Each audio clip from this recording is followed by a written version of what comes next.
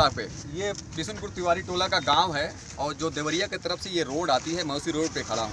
और यही वो घटना है जहां अजय कुमार की यहाँ पे हत्या हुई थी। ये अजय कुमार को शाम को 7:30 बजे अजय कुमार देवरिया से ड्यूटी करके जब आ रहे थे, तो यही वो जगह है। मैं दिखाता हूँ स्पॉट, देखिए आप। यहाँ पे शायद जन्माष्टमी का समय था, जन्माष्टमी का यहाँ पे त्यौहार मनाया जा रहा था। और अजय कुमार जब वापस घर आ रहे थे तो ये जगह था। मेरे साथ कुछ बच्चे हैं, मैं बात करूँगा। बच्चे क्या नाम है, इधर आओ। क्या नाम है तुम्हारा? सुमन। तुम यहीं रहते हो? हाँ, तो यहाँ तुम देखे थे उस समय, कहाँ पे जगह बताओ हमको, कहाँ पे वो गिरे हुए थे? यहाँ पे, ये वाली जगह पे। हाँ, तो यहाँ कितने लोग थे? सुमन जरा हमें बताओ, कितने लोग थे उस क्राउड में, भीड़ में कितने लोग थे? 30 लोग थे। 30 लोग उनको मार रहे थे। हाँ, कितने लोग मार रहे थे? 5-6 लोग उस पर हमला कर रहे थे और 30 लोग जो बैठ के वो तमाशा देख रहे थे। किसी ने उनकी जान बचाने की कोशिश नहीं की। और जब उनके परिवार के लोगों तक ये खबर पहुंची, तब तक जो है अजय कुमार की जान जा चुकी थी। ये है लोगों की मानसिकता। मैं बता दूं कि लॉ एंड ऑर्डर कितना मजबूत है। योगी सरकार कहती है कि लॉ एंड ऑर्डर पे हम काम कर रहे हैं, लेकिन इतने बेखौफ तरीके से हत्याएं हो रही हैं कि लोगों के अंदर एक भी डर नहीं है प्रशासन का कि मेरे साथ क्या होने वाला है। और इसी के शिकार अजय कुमार हो गए कल के शाम को 7:30 बजे। अभी उनकी बॉडी पोस्टमार्टम में गई हुई है। उनके एक बच्चा है और एक पत्नी है। अब उनको कौन देखने वाला है? मैं प्रशासन से सवाल करता हूं कि ये उन लोगों के मुंह पे तमाचा है जिन लोगों ने उनके साथ गलत व्यवहार किया और उनकी जान चली गई। उनको न्याय मिले और उनके बच्चों को और उनके परिवार को जो है आर्थिक सहायता मिले। नमस्कार, न्यूज़ 777 स्टार पे मैं हूं निगम जी। मेरे साथ प्रशासन के लोग देखिए यहाँ खड़े हुए हैं, अभी स्पॉट पे आए हुए हैं सारे लोग। देखिए यही वो जगह थी। जगह दिखाइए, कैमरामैन चारों तरफ घुमा के जगह दिखाइए कि यही वो जगह है। ये जन्माष्टमी का पंडाल लगा हुआ है, आप देखिए जन्माष्टमी का पंडाल है। और यहाँ से वो देवरिया से इधर से आ रहे थे और यहीं पे उनकी हत्या कर दी। उनके छोटे भाई से भी अभी छोटे भाई से बात हुआ है। उन्होंने बताया कि भैया हमको वहाँ जाते जाते उनकी हत्या हो चुकी थी, उनसे कोई हमारी बात नहीं हो पाई। हॉस्पिटल ले जाने के बाद जो है डॉक्टर ने डिसाइड कर दिया कि उनकी जान चली गई है।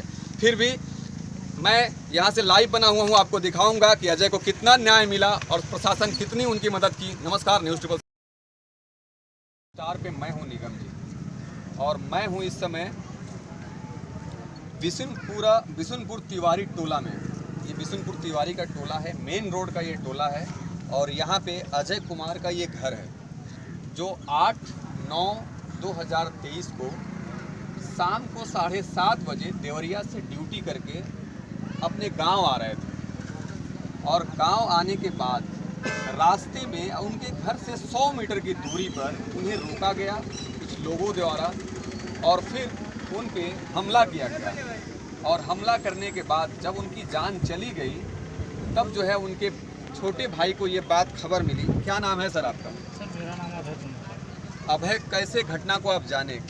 सर मैं घटना को, मेरे भाई को मार देने के लगभग 20 से 25 मिनट बाद मेरे पास एक छोटा बच्चा आया जी मेरे घर पे आके बोल रहा है कि भैया को मार दिए, बचा रहा हूँ, भैया को मार दिए। मैं अपने घर से निकला सर और उस जगह पर मैं घटनास्थल पे गया। तो सर मैंने अपने भाई को देखा, वो मतलब एकदम मूर्छित पड़ा हुआ था जी। उसके बाद से सर मुझे कुछ समझ नहीं आया, तो फिर मैंने अपनी बाइक पे लेकर उन्हें जिला अस्पताल गया कंफर्मेशन के लिए कि मतलब वो उनकी सांसें चल रही हैं या बची हैं। तो सर मैंने जिला अस्पताल गया, तो जिला अस्पताल से सर मुझे ये सुनने को मिला, डॉक्टर ने मुझे तुरंत रेफ़र कर दिया सर गोरखपुर के लिए। सर उसके बाद से रास्ते में मेरे भाई साहब का बस मुझे अचानक से मतलब। कितनी उम्र थी आपके भाई की? सर मेरे भाई साहब की उम्र है सर 25 साल।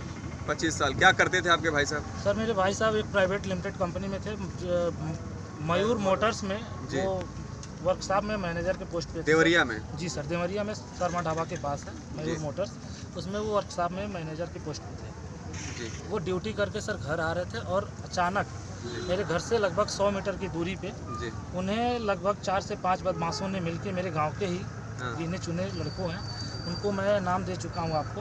बाकी उन लोगों अभी नाम बताइए सर उनका, क्या उनका नाम है? सर नाम है उन लोगों का बोलू उर्फ पंकज यादव, सन्नी यादव, नीरज यादव, वीरेंद्र यादव, चिंटू यादव। इनसे पहले से इनके पहले का बैकग्राउंड क्या है इन लोगों का? सर इन लोगों का पहले का बैकग्राउंड आप किसी से मोहल्ले में आके मेरे सर आप पूछेंगे, इनका बैकग्राउंड एक मतलब इंसान तो छोड़, एक जानवर भी इन्हें नहीं पूछता सर। इन लोगों का बैकग्राउंड यहाँ तक का है और यहाँ तक का गिरा हुआ बैकग्राउंड जी। अजय की जान कुछ मनबढ़ लोगों द्वारा ली गई है। अजय अपने एक प्राइवेट कंपनी में काम करते थे, अपने परिवार के साथ रहते थे यहाँ पे। उनकी शादी हुई थी कि नहीं हुई थी अभी? जी उनकी शादी सर 3 साल हो गई और उनकी 1.5 साल की बच्ची है सर। उनकी 1.5 साल की बच्ची भी है, उनकी शादी भी हो गई थी और वो अपना जीवन यापन कर रहे थे एक प्राइवेट कंपनी में काम करके। लेकिन कुछ लोगों को उनकी ज़िंदगी को देखा नहीं गया और जब वह 8 तारीख को शाम को 7:30 बजे जब देवरिया से घर आ रहे थे तो मनबढ़ लोगों ने उनके ऊपर हमला कर दिया। सर वो भीड़ कितनी थी जब लोगों ने उनके ऊपर हमला किया? सर हमने एग्जैक्ट तो देखा नहीं सर, हमारे भाई साहब को जब हमें पता चला सर तो वहाँ पे एक भी बंदों ने नहीं थे, ठीक है सर। पर उससे पहले मुझे कुछ लड़कों से पता चला कि वहाँ पे कम से कम 20 से 25 लोगों का वहाँ पे जमावड़ा था और मतलब उन लोगों के सामने मेरे भाई का हत्या कर दिया गया सर। फिर भी एक प्रूफ तक नहीं जवाब किया गया कि मतलब हाँ एक इंसान के नाते और इंसानियत दिखाई जाए, पर कोई किसी ने आगे आके उनका कोई मदद नहीं करा। सुना उनके भाई से, उनके भाई ने जो है उनको मौका तक नहीं मिला अपने भाई को बचाने का, क्योंकि उससे पहले उनके भाई की जान जा चुकी थी। जब उनको खबर मिला अपने भाई के पास जाने का तो जब तक वो पहुंचते तब तक उनके भाई की जान जा चुकी थी। मेरे साथ देखिए कि ये उनका घर है और मैं यहाँ पे खड़ा हूँ, उस गांव में मैं आया हूँ। लोगों का एक हुजूम है यहाँ पे देखने को मिल रहा है कि अभी तक उनका पोस्टमार्टम से बॉडी नहीं आई है। मेरे साथ और भी लोग जुड़ गए हैं। क्या नाम है सर आपका? मेरा नाम राहुल आज़ाद है, मैं बरहत विधानसभा का विधानसभा अध्यक्ष हूँ, एसपी का। हाँ जी। देखिए ये सवाल है कि आखिर कब तक अन्याय अत्याचार दलित समाज पे होते रहेंगे, और ये सवाल है, बहुत बड़ा सवाल है सरकार के सामने कि आखिर क्यों दलित समाज पे ही इतने अत्याचार हो रहे हैं। चाहे छत्तीसगढ़ हो, चाहे मध्य प्रदेश हो, चाहे यूपी हो, चाहे राजस्थान हो, आए दिन घटनाएं आज दलित समाज पे हो रही है। दलित समाज को गाजर मूली समझा जा रहा है। कभी मार दिया गया, कहीं उन्हें मर्डर कर दिया गया, उनकी बहन बेटियों की इज्जत लूट गई, उनका परिवार को मार दिया गया, उनकी ज़मीनें छीन ली गई, उनके संपत्ति पे कब्जा कर लिया गया। तो ये बहुत बड़ा एक सरकार पे और प्रशासन पे एक सवाल खड़ा करता है कि आज दलित समाज की सुरक्षा की बात जो लोग प्रधानमंत्री देश के कहते थे कि दलितों को मत मारो, हमें मार लो, आज दलितों की सुरक्षा कहाँ है? आज आए दिन अभी एक हफ्ते में देवरिया जिले में 4 कांड हुई है, गौरी बाजार में 2 कांड हुआ है।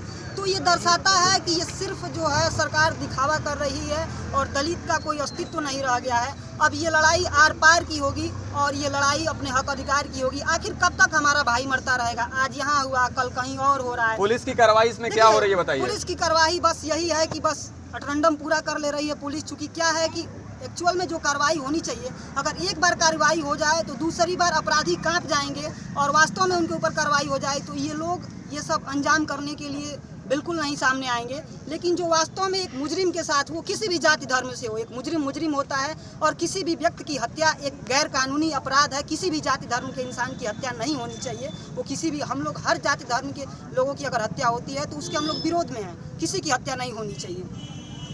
बात हत्या की है, चाहे वो किसी धर्म का हो, किसी जाति को हो, उससे कोई मतलब नहीं है। इस समय मैं उत्तर प्रदेश के देवरिया जिला में मैं खड़ा हूँ। ये देवरिया जिला का जो है ये गांव है और योगी आदित्यनाथ का मुख्यमंत्री हैं इस समय, और उनके शासनकाल में जो लॉ एंड ऑर्डर चल रहा है इस समय, लोगों का मुजरिमों का इतना मन बढ़ चुका है कि वो जो है किसी की हत्या और किसी के साथ छिनैती, किसी की बहन बेटियों के साथ इज्जत का खिलवाड़ कर रहे हैं। ये बहुत बड़ा सवाल है उत्तर प्रदेश के सरकार पे कि आपका लॉ एंड ऑर्डर कितना मजबूत है और कितना ईमानदारी से काम कर रहा है। नमस्कार, न्यूज़ 777 स्टार पे मैं खड़ा हूं और मैं दिखाऊंगा कि